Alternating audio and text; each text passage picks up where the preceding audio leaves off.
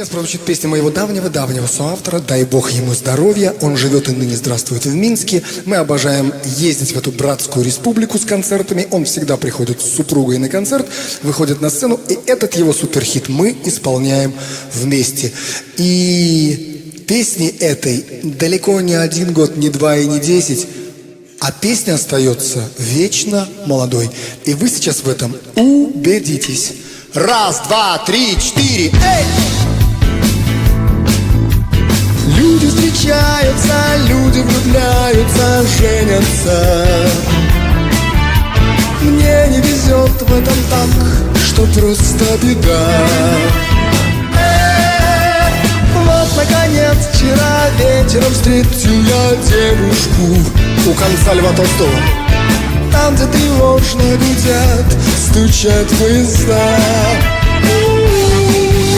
В свой вагон вошла она, улыбнулась из окна.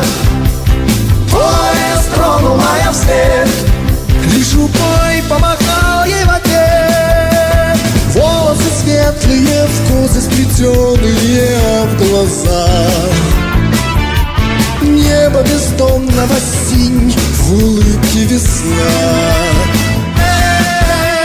Стройная, милая, очень красивая девушка. Может быть, где-то в этом зале она.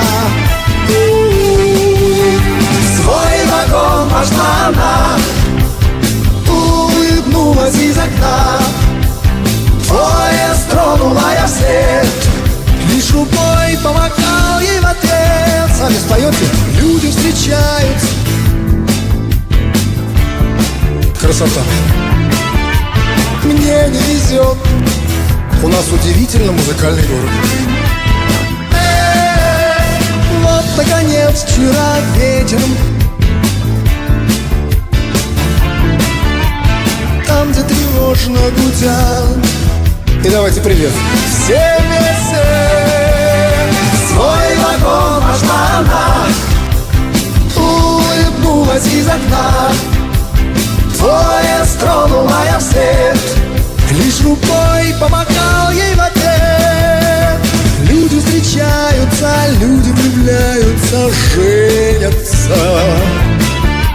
Мне не везет в этом так, что просто беда. Что просто беда. Что просто беда. Что просто...